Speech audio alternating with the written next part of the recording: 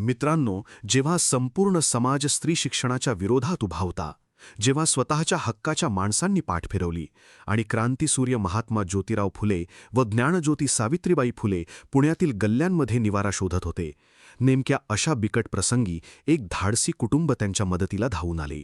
त्यांनी फक्त आपल्या घराचे दरवाजेच उघडले नाहीत, तर भारतातील स्त्री शिक्षणाची अखंड मशाल पेटवून दिली. होय, आपण बोलत आहोत भारतातील पहिल्या मुस्लिम महिला शिक्षिका आणि थोर समाजसुधारक क्रांतीज्योती फातिमा शेख यांच्याबद्दल.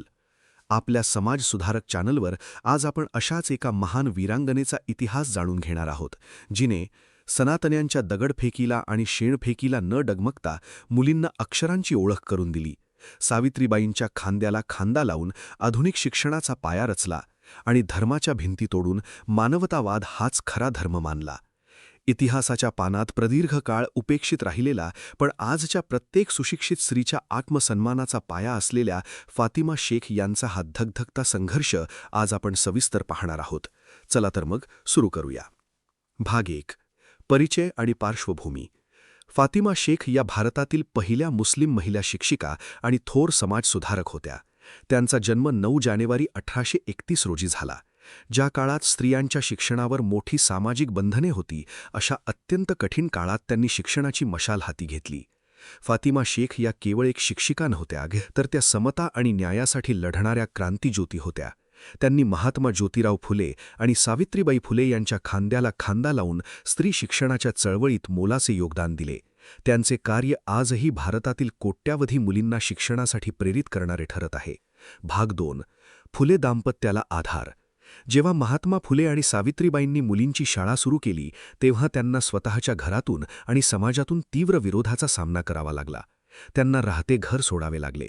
अशा बिकट प्रसंगी फातिमा शेख आणि त्यांचे भाऊ उस्मान शेख मदतीला धावून आले.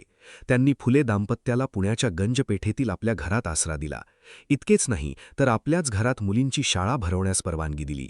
फातिमा शेख यांच्या या धाडसी निर्णयामुळेच स्त्री शिक्षणाची चळवळ खंडित न होता पुढे सुरू राहू शकली. भाग 3. शिक्षणाची सुरुवात. सावित्रीबाई फुले यांच्यासोबत फातिमा शेख यांनीही शिक्षिकेचे प्रशिक्षण घेतले. पुण्यातील नॉर्मल स्कूलमधून त्यांनी शिक्षण पूर्ण केले.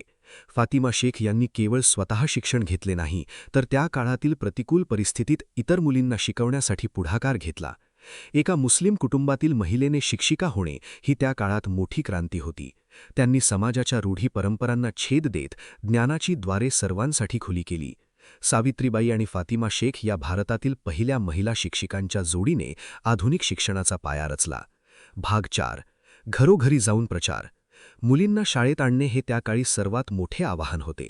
फातिमा शेख यांनी केवळ शाळेत शिकवले नाही, तर त्या पुण्याच्या गल्ल्यांमध्ये घरोघरी फिरल्या. त्यांनी पालकांशी संवाद साधला आणि शिक्षणाचे महत्त्व पटवून दिले. विशेषतः मुस्लिम समाजातील मुलींना शाळेत पाठवण्यासाठी त्यांनी पालकांचे प्रबोधन केले.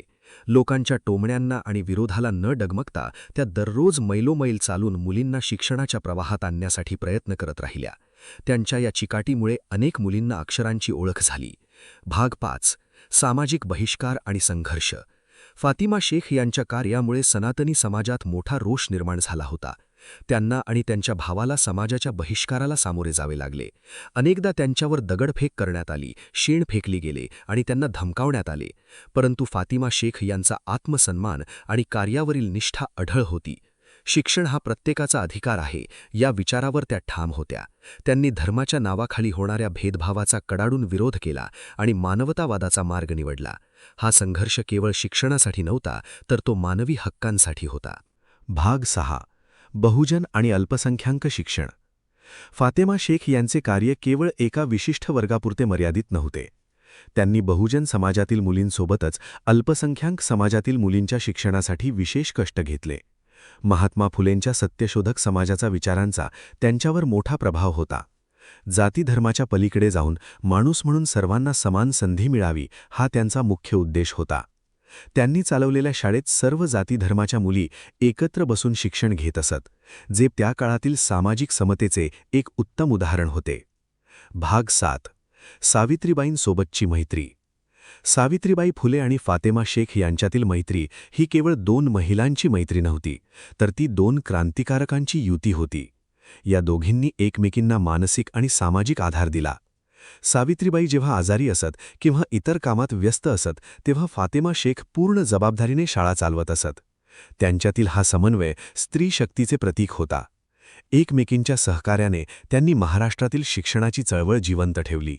ही मैत्री भारतातील सर्वात प्रेरणादायी आणि ऐतिहासिक मैत्री मानली जाते. भाग 8. उस्मान शेख यांचे योगदान. फातेमा शेख यांच्या कार्याचा उल्लेख करताना त्यांचे बंधू उस्मान शेख यांचा उल्लेख करणे अनिवार्य आहे. फातेमा शेख यांना समाजात काम करण्यासाठी उस्मान शेख यांनी पूर्ण स्वातंत्र्य आणि पाठिंबा दिला. ज्या काळात स्त्रियांना घराबाहेर पडण्याची बंदी होती, त्या काळात एका भावाने आपल्या बहिणीला शिक्षिका बनवण्यासाठी समाजाचा रोष पत्करणे हे अत्यंत दुर्मिळ होते. उस्मान शेख यांच्या पाठिंब्यामुळेच फातेमा शेख इतिहासात आपले नाव सुवर्ण अक्षरांनी कोरू शकल्या. बंधू भगिनींची ही जोडी सामाजिक परिवर्तनासाठी समर्पित होती. भाग 9. आधुनिक भारतातील स्थान. फातेमा शेख यांनी रचलेल्या पायावरच आजच्या आधुनिक भारतातील स्त्री शिक्षणाची इमारत उभी आहे. त्यांनी सुरू केलेल्या ज्ञानदानाच्या कार्यामुळे आज महिला प्रत्येक क्षेत्रात अग्रेसर आहेत. मात्र दुर्दैवाने इतिहासाच्या पानात फातेमा शेख यांचे नाव दीर्घकाळ उपेक्षित राहिले. अलीकडच्या काळात संशोधक आणि इतिहासकारांनी त्यांच्या कार्यावर प्रकाश टाकण्यास सुरुवात केली आहे. आज त्यांना भारतातील पहिली मुस्लिम महिला शिक्षिका म्हणून योग्य तो सन्मान मिळत आहे. त्या केवळ एका धर्माच्या नसून संपूर्ण भारताच्या गौरवास्पद वारसा आहे. भाग 10. शाळा आणि अभ्यासक्रम. फातेमा शेख ज्या शाळेत शिकवत असत तिथे केवळ साक्षरता महत्त्वाची नव्हती, तर स्वाभिमानाचे धडेही दिले जात असे. फातेमा शेख यांचा शिकवण्याचा दृष्टिकोन अत्यंत आधुनिक होता. मुलांनी प्रश्न विचारावेत आणि तर्कसंगत विचार करावा यासाठी त्या प्रोत्साहन देत असत. रूढीवादी शिक्षण पद्धतीपेक्षा त्यांनी जीवनोपयोगी शिक्षणावर भर दिला. त्यांच्या शाळेतून बाहेर पडलेल्या मुलींनी पुढे समाजात आपली स्वतंत्र ओळख निर्माण केली. भाग 11. भाषिक कौशल्य आणि संवाद. फातिमा शेख यांना विविध भाषांचे ज्ञान असावे असे मानले जाते, कारण त्या काळात त्या विविध समुदायांतील लोकांशी संवाद साधत असत. त्यांची संवादशैली अत्यंत प्रभावी होती. कठोर विरोध करणाऱ्यांनाही त्या आपल्या शांत आणि संयमी उत्तरांनी निरुत्तर करत असत. शिक्षिका म्हणून त्यांच्याकडे कमालीचा संयम होता. गरीब घरातील मुलींना प्रेमाने जवळ घेऊन त्यांना मायेने शिकवून त्यांनी शिक्षणाबद्दलची गोडी निर्माण केली. त्यांच्या बोलण्यातील प्रामाणिकपणामुळेच लोक हळूहळू आपल्या मुलींना त्यांच्याकडे पाठवू लागले. भाग 12. धार्मिक सलोख्याचे प्रतीक. फातिमा शेख यांचे जीवन हे धार्मिक सलोख्याचे आणि सहिष्णुतेचे जिवंत उदाहरण आहे. एका बाजूला हिंदू समाजसुधारक फुले दाम्पत्य आणि दुसऱ्या बाजूला मुस्लिम समाजसुधारक शेख भावंडे यांनी एकत्र येऊन पुण्यात जो इतिहास घडवला तो आजही आपल्याला एकात्मतेची शिकवण देतो. त्यांनी कधीही धर्माला शिक्षणाच्या आड येऊ दिले नाही. उलट धर्माचा खरा अर्थ लोकांची सेवा करणे आणि अज्ञानाचा अंधकार दूर करणे हाच आहे, हे त्यांनी आपल्या कृतीतून सिद्ध करून दाखवले. भाग 13. उपेक्षा आणि शोध. अनेक दशके फातिमा शेख यांचे नाव इतिहासातून पुसले गेले होते. शालेय पाठ्यपुस्तकातही त्यांचा फारसा उल्लेख नसायचा. मात्र सत्यशोधक चळवळीतील कागदपत्रे आणि फुले यांच्या साहित्यातील संदर्भांमुळे त्यांचे नाव पुन्हा समोर आले. अभ्यासकांनी फातिमा शेख यांच्या घराचा शोध घेतला आणि त्यांच्या कार्याची व्याप्ती जगासमोर मांडली. आज त्यांना मिळणारी ओळख ही केवळ एक सन्मान नाही, तर त्यांच्यावर झालेल्या ऐतिहासिक अन्यायाचे परिमार्जन आहे. फातिमा शेख यांच्या विस्मृतीत गेलेल्या कथा आता घरोघरी पोहोचत आहेत. भाग 14. महिला सक्षमीकरणाचा पाया. आज आपण ज्याला महिला सक्षमीकरण म्हणतो त्याची खरी सुरुवात 18व्या शतकात फातिमा शेख आणि सावित्रीबाईंनी केली होती. स्त्रियांनी स्वतःच्या पायावर उभे राहावे आणि आर्थिकदृष्ट्या स्वतंत्र व्हावे ही त्यांची धारणा होती. फातिमा शेख यांनी मुलींना केवळ वाचायला शिकवले नाही, तर त्यांना समाजात ताठमानेने जगण्याची हिंमत दिली. त्यांच्या कार्यामुळे स्त्रियांमध्ये आत्मविश्वास निर्माण झाला की त्याही पुरुषांच्या बरोबरीने ज्ञानार्जन करू शकतात आणि समाज बदलू शकतात. भाग 15. संघर्षाची दाहकता. फातिमा शेख यांचा संघर्ष केवळ बाह्य जगाशीच नव्हता, तर तो मानसिक स्तरावरही होता. स्वतःच्या समाजातील लोकांचा विरोध सहन करणे अत्यंत वेदनादायी असते, परंतु फातिमा शेख यांनी कधीही हार मानली नाही. त्यांनी आपल्या वैयक्तिक सुखाचा त्याग करून समाजहिताला प्राधान्य दिले. त्यांच्या संघर्षाची दाहकता इतकी मोठी होती की आजच्या काळातील कोणत्याही आव्हानापेक्षा ती मोठी वाटते. त्यांच्या या त्यागामुळेच आज आपण एका प्रगत समाजात श्वास घेत आहोत. भाग 16. प्रेरणादायी व्यक्तिमत्व. फातिमा शेख यांचे व्यक्तिमत्व अत्यंत साधे पण प्रभावी होते. त्या शिस्तीच्या भोगत्या होत्या, पण तितक्याच प्रेमळही होत्या. त्यांच्याकडे पाहून अनेक तरुण मुलींना आपणही त्यांच्यासारखे बनावे असे वाटू लागले. केवळ पुण्यापुरते मर्यादित न राहता त्यांच्या कार्याची प्रेरणा हळूहळू महाराष्ट्रभर पसरली. आजही अनेक सामाजिक संस्था फातिमा शेख यांच्या नावाने पुरस्कार देतात आणि त्यांचे विचार पुढे नेण्याचे काम करतात. त्या एक शाश्वत प्रेरणास्रोत आहेत. भाग 17. सरकारी मान्यता आणि सन्मान. महाराष्ट्र सरकार आणि केंद्र सरकारने फातिमा शेख यांच्या कार्याची दखल घेत त्यांची माहिती पाठ्यपुस्तकांमध्ये समाविष्ट केली आहे. गुगलने सुद्धा त्यांच्या वाढदिवसानिमित्त विशेष डूडल तयार करून त्यांना जागतिक स्तरावर अभिवादन केले होते. त्यांच्या नावाने अनेक शैक्षणिक योजना राबवल्या जात आहेत. हा सन्मान केवळ एका व्यक्तीचा नसून त्यांनी दिलेल्या लढ्याचा आणि ज्ञानाच्या त्या पवित्र कार्याचा आहे. फातिमा शेख आता केवळ इतिहासातील पात्र न राहता आधुनिक शिक्षणाच्या त्या दीपस्तंभ बनल्या आहेत. भाग 18. समाजासाठी संदेश. फातिमा शेख यांच्या जीवनातून आपल्याला सर्वात मोठा संदेश मिळतो, तो म्हणजे धैर्य.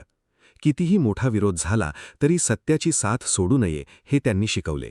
शिक्षण हे मानवी विकासाचे एकमेव साधन आहे, यावर त्यांचा विश्वास होता. जाती आणि धर्माच्या भिंती तोडून शिक्षणाचा प्रसार केल्यास देश बलशाली होईल हे त्यांनी 18व्या शतकातच ओळखून कृतीत आणले होते. त्यांचा हा संदेश आजच्या काळातही तितकाच लागू होतो. भाग 19. भविष्यातील पिढ्यांसाठी आदर्श. येणाऱ्या पिढ्यांसाठी फातिमा शेख या एक आदर्श आहेत. विशेषतः ज्या मुलींना अजूनही शिक्षणासाठी संघर्ष करावा लागतो त्यांच्यासाठी फातिमा शेख हे एक मोठे बळ आहेत. प्रतिकूल परिस्थितीतून मार्ग काढत आपण इतिहास घडवू शकतो हे त्यांचे जीवन सांगते. शिक्षकांनी केवळ वर्गात शिकवू नये तर समाजातील अन्यायाविरुद्धही उभे राहावे, ही शिकवण फातिमा शेख यांच्या कार्याचा गाभा आहे. त्यांचे जीवनचरित्र प्रत्येक विद्यार्थ्याने वाचायला हवे. भाग 20. निष्कर्ष आणि कृतज्ञता. शेवटी फातिमा शेख या भारतीय इतिहासातील एक अनमोल रत्न आहेत. त्यांनी लावलेले शिक्षणाचे रोपटे आज वटवृक्ष झाले आहे. सावित्रीबाई आणि फातिमा शेख या जोडगोळीला अभिवादन करणे म्हणजे ज्ञानाची पूजा करणे होय. त्यांच्या कार्याची कृतज्ञता म्हणून आपण प्रत्येक मुलीला शिक्षण देण्याचा आणि समाजात समता प्रस्थापित करण्याचा संकल्प केला पाहिजे. फातिमा शेख यांचे कार्य अजरामर आहे आणि ते सदैव भारतीय समाजाला मार्ग दाखवत राहील.